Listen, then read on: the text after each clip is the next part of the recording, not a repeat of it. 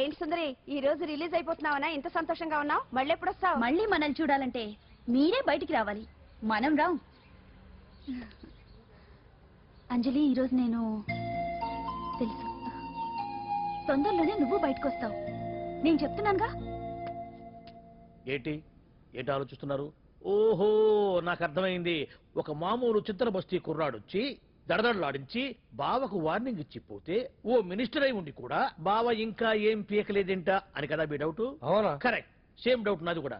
Definite గా బావ దీని మీద ఏదో థింక్ చేస్తూనే ఉంటాడు.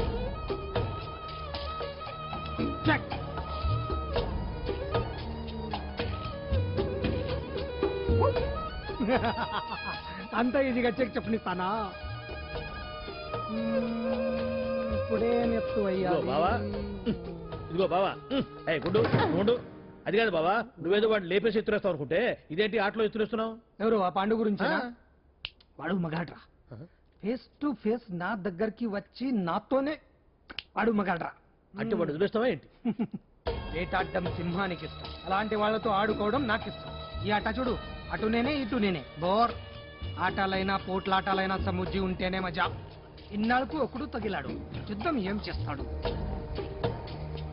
ఏంటి నువ్వు చూసేది? అప్పటిదాకా ఆడు ఊరుకోవద్దు. ఆడు ఏదో ఒకటి చేయాలని ఆలోచిస్తానే ఉంటాడు. ఏంటి పాండు ఆలోచిస్తున్నావు? అంజలిని బయటికి ఎలా తీసుకురావాలా అని.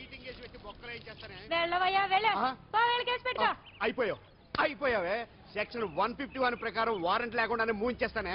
నా మీద దాదాగిరి చేసినందుకు ఒక కేసు, నా కుటుంబం మీద పుచ్చి వంకాయలు హత్యా ప్రయత్నం చేసినందుకు అటెంప్ట్ టు మర్డర్ కింద సెక్షన్ 307 ప్రకారం ఇంకో కేసు పెట్టానుకో, లాక్కోలేక పిక్కోలేక చేస్తావు. ఇదంతా నీ పెళ్ళాం దగ్గరికి అంటే అక్కడ చూపించలేక ఇక్కడ చూపిస్తున్నా అన్న. అవును, మన హరి లాయర్ కదా, ఆ విషయమే మనం మర్చిపోయాం. మనం ఏంటి ఆ విషయం ఆడే మర్చిపోయాడు. నీ మీద పరువు నష్టం వేస్తాను, ఈ కొట్టు లేకుండా చేస్తాను. నీ మీద రేప్ కేసు పెడతాను మామిడికి తెలియకుండా. నువ్వు చూడు పండు, నువ్వు నాకు పని చేసి పెడతావా? రోడ్డు పచ్చడి ఏమైనా చేసి పెట్టాలా? కాదు, కేసు వాదించాలి. కేసా? అవును కేసే, అది నువ్వే వాదించాలి లాయర్ హరిశ్చంద్ర. ఏది మరొక్కసారి నాకు దానికి వినిపించిన పిలవ. ఒక్కసారి ఏం కర్మ, 100 సార్లు పిలుస్తా. Lawyer Harishchandra, lawyer Harishchandra, lawyer Harishchandra. కోర్టులో ముద్దాయని పిలిచినట్టు పిలిచినా గానీ ఎంత ఆనందంగా ఉందో. పాండు, ఈ జన్మకి ఆనందం చాలు.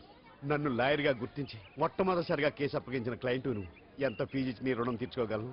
ఏ బిర్యానీ వండి పెట్టడం తప్ప. అది సరే, నీకు నల్ల కొట్టు ఉందా? ఒడియాల మీద కాకులు వాలకుండా అదిగో అక్కడ ఏలాడేసింది.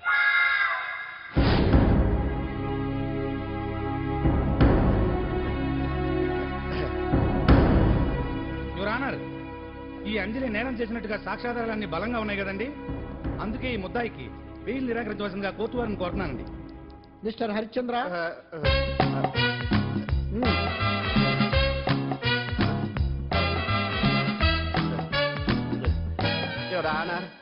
ఆడపిల్ల జీవితం ఆవకాయ పచ్చడి ఒక్కలాంటిదే. ఉప్పు కారం తక్కువైనా, మెంతులు ఆవాలు ఎక్కువైనా, కల్తీ నూనె వాడినా, తడి చేతులు తగిలినా పచ్చడి పాడైపోద్ది. అలాగే తేడా వస్తే పచ్చడి ఆడపిల్ల జీవితం కూడా పాడైపోద్ది. అందుకని ఆవకాయ పచ్చడిలో ఆడపిల్ల. హరిశ్చంద్ర, మీరు చెప్పదలుచుకున్నది ఏదో సూటిగా చెప్పండి. చూసి చెప్పానా సార్? అదే యువర్ ఆనర్, నిజానిజాలు నిర్ధారణ కాకుండా అమాయకురాలను నా క్లయింట్ని దోషి అనుకోవడం తప్పు కదా సార్? నా క్లయింట్ నిర్దోషి అని నిరూపించుకోవడానికి నాకు కొంచెం టైం కావాలండి. అందుకని ఈ కేసు వాయిదా వేసి బెయిల్ మంజూరు చేయవలసిందిగా కోర్టు వారిని కోరుకుంటున్నాను. ఏంటి ఏంటి ఏంటి నువ్వు కోరేది? అబ్జెక్షన్ అన్నారు. ముద్దాయి బెయిల్ మంజూరు చేస్తే సాక్ష్యాధారాలన్నీ తారుమారు చేసే ప్రమాదం ఉంది. ఓహోహో, భలే పనే. సాక్ష్యాధారాలు తారుమారు చేయడానికి ఇది ఇస్త్రీ చేసినంత ఈజీ కాదు పీపీ గారు. నా క్లయింట్ కి తెలియకుండానే ఎవరో కావాలని ఇంట్లో డ్రగ్స్ పెట్టి ఈ కేసులో ఇరికించారు యువర్ ఆనర్. ఇంపాసిబుల్. తన ఇంట్లో తనకు తెలియకుండా అంత పెద్ద మొత్తంలో డ్రగ్స్ ఎవరైనా పెట్టగలరా? అంతెందుకంట మీ ఇంట్లో మీకు తెలియకుండా ఎవరైనా ఏ వస్తువైనా ఉంచగలరా అని. ఓహో ధర్మాన్ని కాపాడండి, నాకు అన్యాయం జరిగింది. అతను వదలండి. థ్యాంక్స్ అండి మహాప్రభువులు. ఎవరయ్యా నువ్వు? ఏమైంది? సార్, సీట్లో కూర్చున్న శిబి చక్రవర్తిలా ఉన్నారు. నాకు మీరే న్యాయం జరిపించాలి, ధర్మాన్ని కాపాడండి. జరిగిందేంటో ముందుకొచ్చి చెప్పండి. నా పేరు వాలేశ్వరరావు సార్. పొద్దున్నే మా చుట్టాల పని మీద కోర్టుకు వచ్చానండి. అప్పుడేమో నేను మెట్లు దిగుతున్నానండి, ఈ పబ్లిక్ ప్రాసిక్యూటర్ గారేమో మెట్లు ఎక్కుతున్నారండి.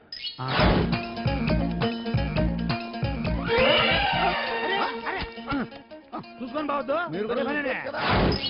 సడన్ గా ఆయన నన్ను డాష్ కొట్టారు సార్. సార్ కొట్టారా లేదు? కొడితే అవన్నీ పట్టించుకుంటావేంటి? పెద్ద మనిషి కదా అని నేను పట్టించుకోలేదు సార్. తెరా పక్కకెళ్ళి చూస్తే జేబులో పర్స్ లేదు, మెడలో చైన్ లేదు. తిరిగి చూస్తే ఈయన లేడు. అంటే నేను నాకు డాష్ కొట్టినట్టే కొట్టి నా మెడలో చైన్ జేబులో పర్సు కొట్టేశారు సార్. నేను కొట్టేయడం ఏంటి? నేను నీకు దొంగలా కనబడుతున్నానా? సార్, దొరైనా దొంగైనా దొరికేకే కదా సార్. భగవద్గీత మీద ప్రమాణం చేసి అంతా నిజమే చెప్తున్నానండి. కావాలంటే ఆయన జేబులు చెక్ చేయండి. నాది black colour leather money purse అండి. నా చైన్ కి వెంకటేశ్వర స్వామి లాకెట్ కూడా ఉందండి. చూడండి సార్. ఓహో భలే పనినే. నీ వస్తువులు నాకాడ ఎందుకుంటాయి? కావాలంటే చూసుకోండి, చూపిస్తాను. చూసారా సార్, ఇవి నా వస్తువులే. కావాలంటే పర్సులో నా ఫోటో కూడా ఉండదు చూడండి. అవును ఉందండి. Mister public prosecutor, what is this? Your honour, ఈ రెండు నా జేబులోకి ఎలా వచ్చాయో నాకు తెలియదండి. అర్థమైంది. క్యాష్ కొట్టినప్పుడు ఇతనే నా జేబులో పెట్టుంటాడు. అంటే అవన్నీ మీరు కొట్టేలేదంటారు. భలే పనినే, ఇతనే పెట్టాడంటే. Thank you. Note this point your honour. Yes, you are correct. అవి మీ జేబులో ఎతనే పెట్టాడు. థ్యాంక్స్. క్షమించాలి యువర్ ఆనర్. సార్, కావాలనే నేను ఈ నాటకం ఆడించాను. పీపీ గారు ఒంటికంటుకున్న బట్టల్లోనే ఆయనకి తెలియకుండా అవి పెట్టగలిగినప్పుడు ఒంటరిగా ఈ అంజలి ఉంటున్న ఇంట్లో తనకు తెలియకుండానే ఎవరో డ్రగ్స్ పెట్టే అవకాశం ఉంది కదా యువర్ ఆనర్. ఉంది కదా.